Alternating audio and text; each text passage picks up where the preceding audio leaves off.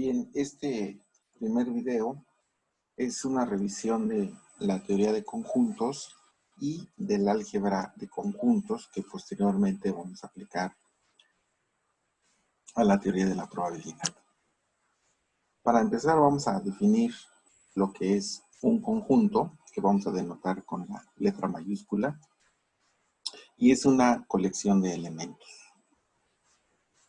Un conjunto lo podemos denotar listando los elementos que conforman a ese conjunto o indicando alguna propiedad que satisfacen sus elementos. Por ejemplo, el conjunto A está constituido por los elementos alfa y beta y es equivalente a escribirlo como beta, alfa. Es decir, el orden de los elementos en el conjunto no es importante. El conjunto de los números naturales, que vamos a denotar con la letra N mayúscula, ¿sí? Aquí lo estamos representando listando algunos de sus elementos o bien describiendo la propiedad que satisface X, tal que X es un número natural. El conjunto de los números enteros, que vamos a denotar con la letra Z, pues igualmente lo podemos representar listando algunos de sus elementos o bien de forma descriptiva diciendo que X, tal que X es un número entero. Tenemos el conjunto de los números racionales, que es el cociente A sobre B, donde A y B son números enteros y B es diferente de 0. Tenemos también el conjunto de los números reales, en donde en forma descriptiva vamos a decir que X, tal que X es un número real. También tenemos el conjunto de los números complejos, que vamos a describir con la notación A más IB, donde A y B son elemento de los números reales y la I pues es igual a la raíz cuadrada de menos 1. En ocasiones vamos a necesitar algunos conjuntos que vamos a denotar con la notación de intervalos. Recuerde que el paréntesis cuadrado es un intervalo cerrado y el paréntesis redondo es un intervalo abierto. En este caso estamos escribiendo un conjunto de todos los números X, tales que X es mayor o igual que 2 y menor que 3. El concepto de subconjunto va a ser importante y lo vamos a definir diciendo que A es un subconjunto de B, denotado con este símbolo, si cualquier elemento de A es elemento del conjunto B. Para ejemplificarlo, vamos a pensar en el conjunto E, que está formado por los elementos 1,4, y el conjunto G, que está formado por los elementos 1, 4 y 9. Podemos observar que los elementos del conjunto E están contenidos en el conjunto G, de tal manera que podemos decir que E es un subconjunto de G. Otro ejemplo sencillo de entender es el conjunto de los números naturales, es un subconjunto de los números enteros, y el conjunto de los números reales es un subconjunto de los números complejos. Vamos a discutir ahora la igualdad entre dos conjuntos. Vamos a decir que dos conjuntos son iguales si tienen exactamente los mismos elementos. Matemáticamente vamos a decir que A es igual a B si y solo si A es un subconjunto de B y B es un subconjunto de A. Por ejemplo, el conjunto que tiene los elementos 1, 2, 3, pues es igual al conjunto cuyos elementos son 3, 2, 1, recordando que el orden no es importante. El conjunto cuyos elementos son A, B, pues es igual al conjunto con elementos A, B, A. Recuerde que no importa que los elementos se repitan, se toman en cuenta una sola vez. Existe un conjunto que es de particular importancia para desarrollar el álgebra de conjuntos y es el conjunto vacío. Este conjunto tiene la particularidad de ser un conjunto que no tiene elementos y lo vamos a denotar con este símbolo que significa conjunto vacío. Y también vamos a necesitar un conjunto más grande, que es nuestro espacio de trabajo, se llama el conjunto universal, lo vamos a denotar con la letra S mayúscula, y bueno, es el conjunto de todas las cosas que posiblemente consideremos en el contexto que estudiamos. En este sentido, vamos a decir que cualquier conjunto A es un subconjunto del conjunto universal. La notación para representar estos conjuntos, pues la vamos a realizar utilizando lo que se conoce un diagrama de Venn. Un diagrama de Venn, pues es una sección en el plano rectangular que va a representar nuestro conjunto universal y cualquier conjunto lo vamos a representar como una región cerrada. Aquí en esta figura estamos representando el conjunto A, que es el área que está en gris, y en este segundo diagrama estamos representando el conjunto B, delimitado por el contorno azul, que es un subconjunto del conjunto A que está delimitado por el perímetro en color verde. El siguiente paso es empezar a desarrollar el álgebra de conjuntos, y el álgebra de conjuntos la vamos a desarrollar con las operaciones binarias. La primera operación binaria es la unión de dos conjuntos que vamos a representar con este símbolo que es como una U mayúscula, y vamos a decir que A y B son conjuntos. Entonces la unión de estos conjuntos es un conjunto que contiene a todos los elementos que están en el conjunto A o en el conjunto B.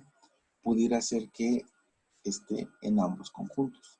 Matemáticamente lo vamos a representar diciendo que X es un elemento de A unión B si y solo si X pertenece al conjunto A o X pertenece al conjunto B.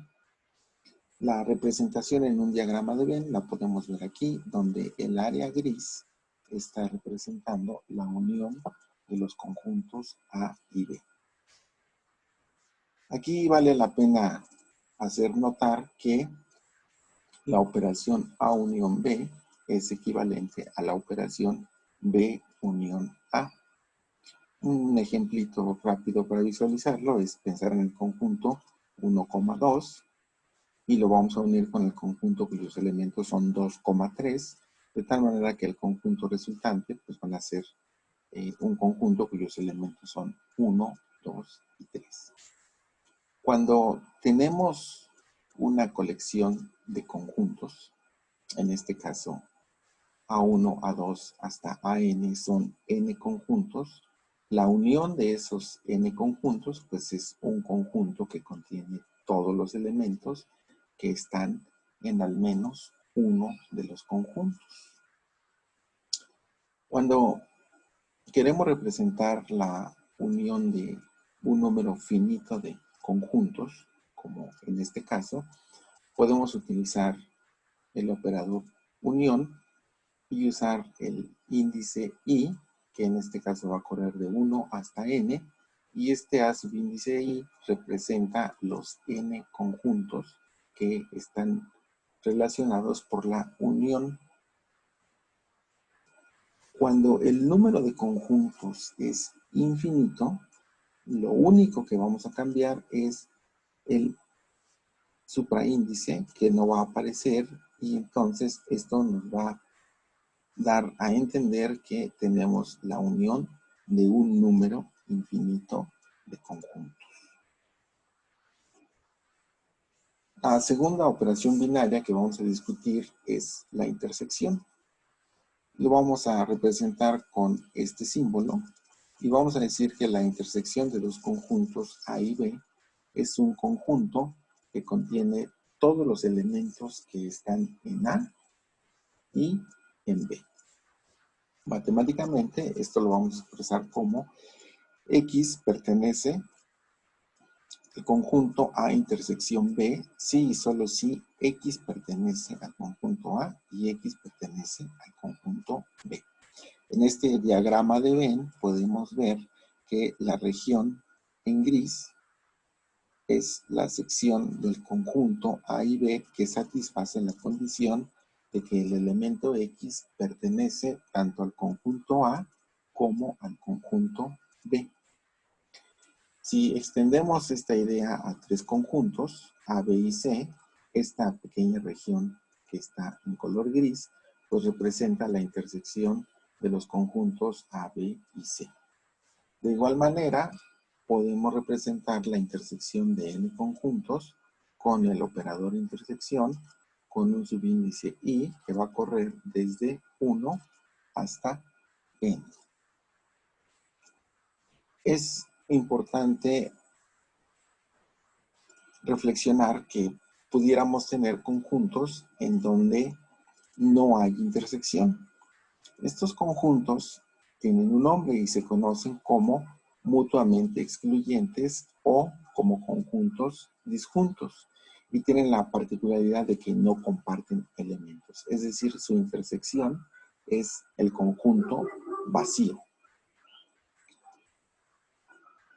En general podemos decir que varios conjuntos van a ser disjuntos si son mutuamente excluyentes por pares.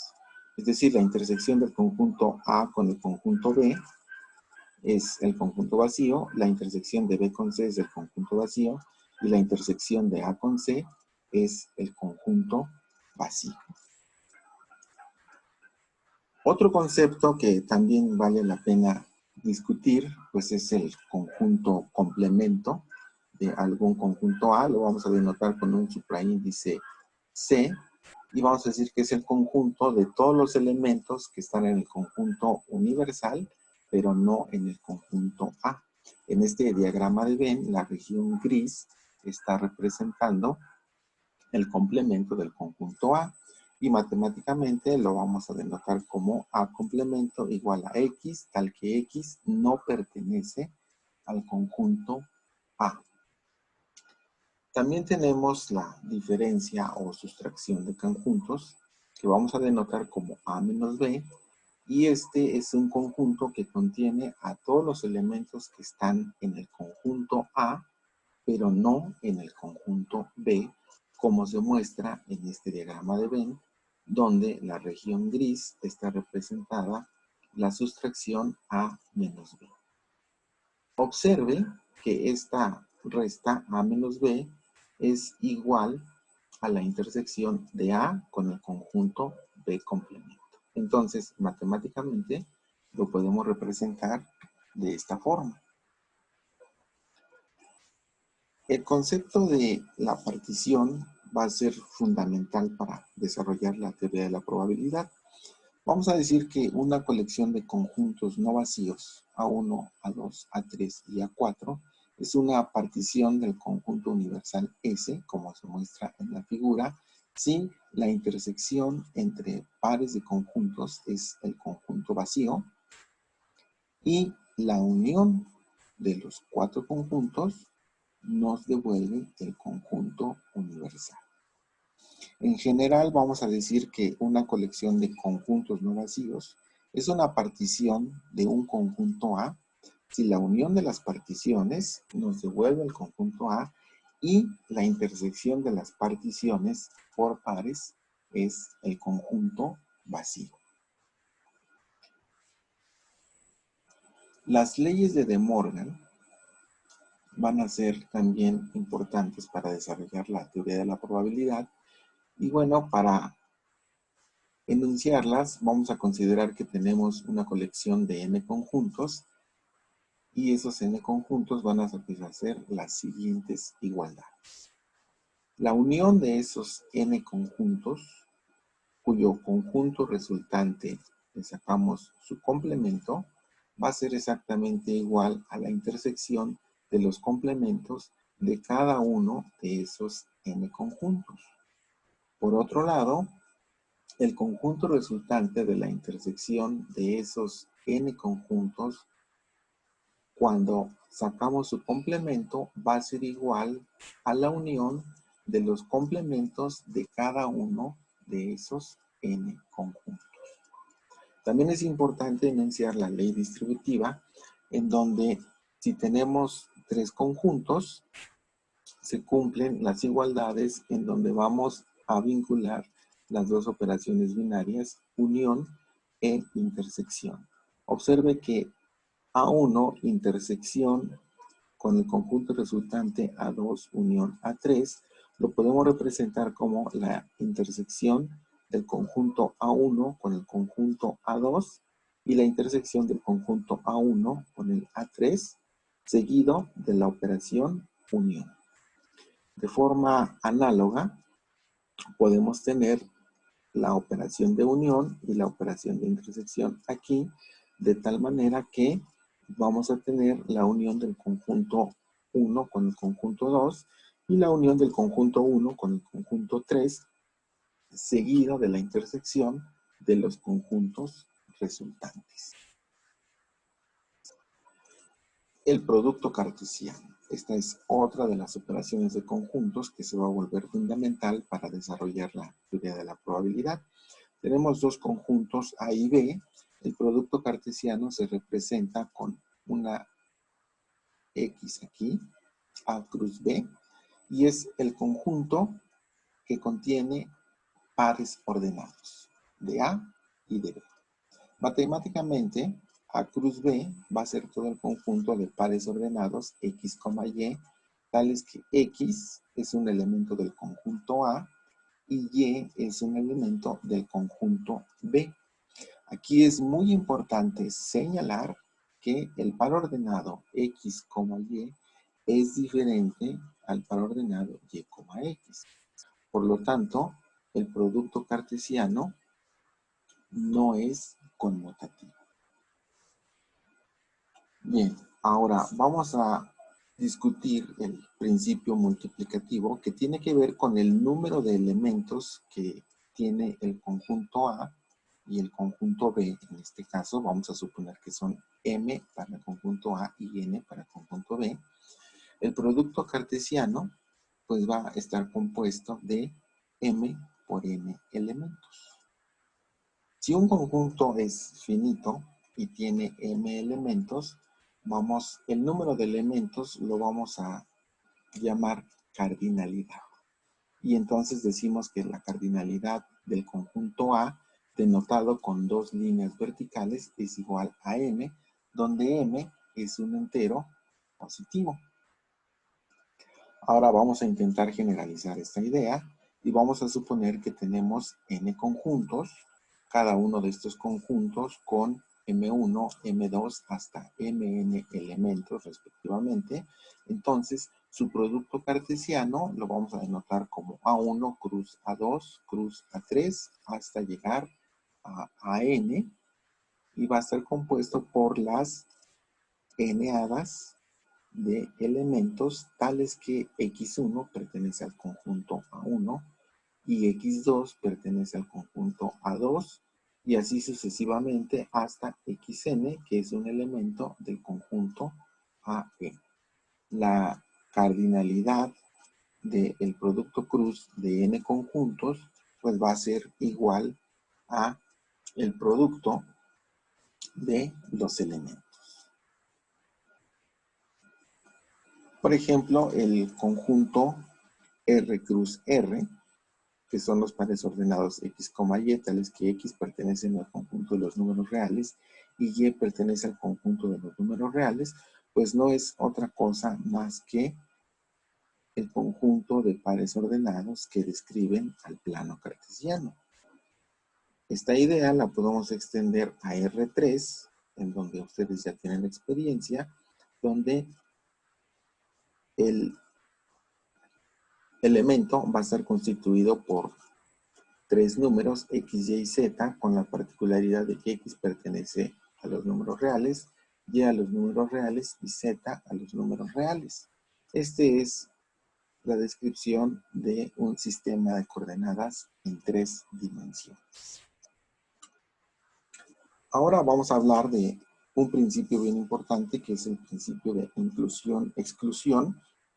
Y lo que vamos a hacer aquí es contabilizar el número de elementos que hay o que resulta de la operación con conjuntos.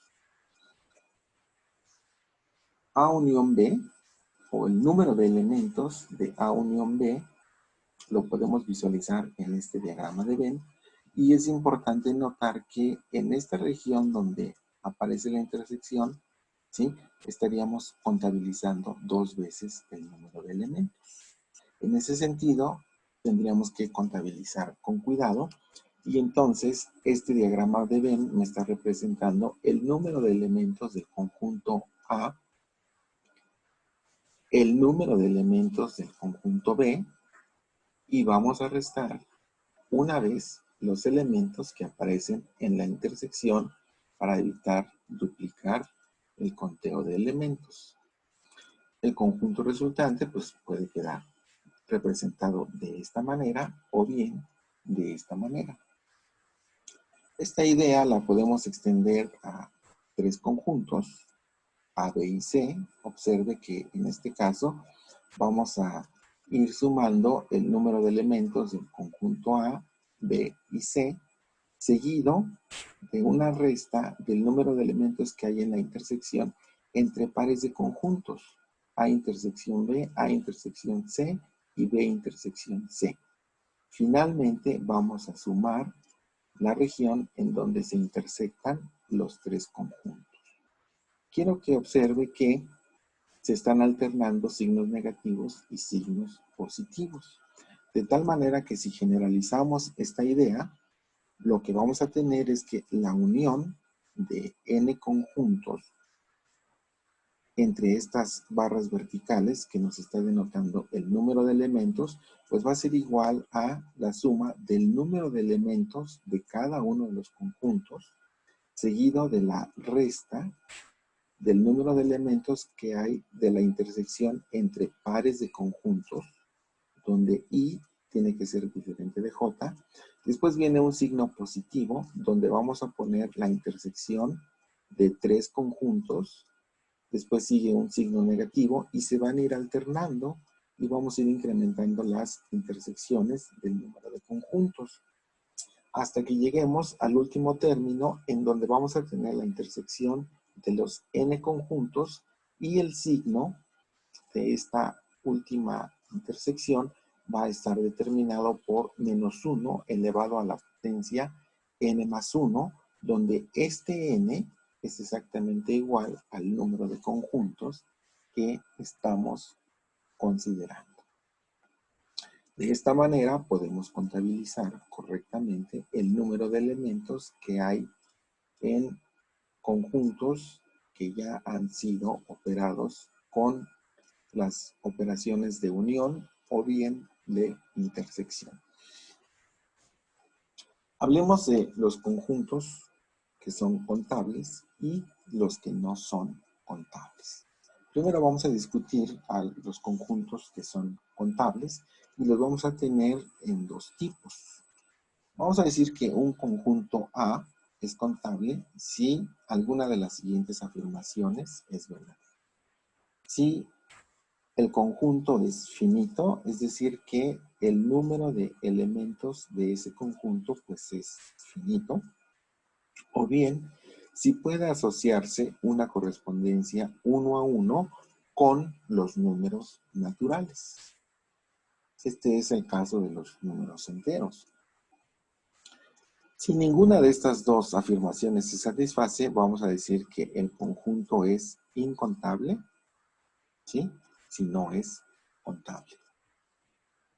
Por ejemplo, cuando hablamos de conjuntos infinitos, los conjuntos infinitos que son contables, pues de entrada está el conjunto de los números naturales, está el conjunto de los números enteros, donde a cada uno de estos elementos le podemos asociar una correspondencia con los números naturales.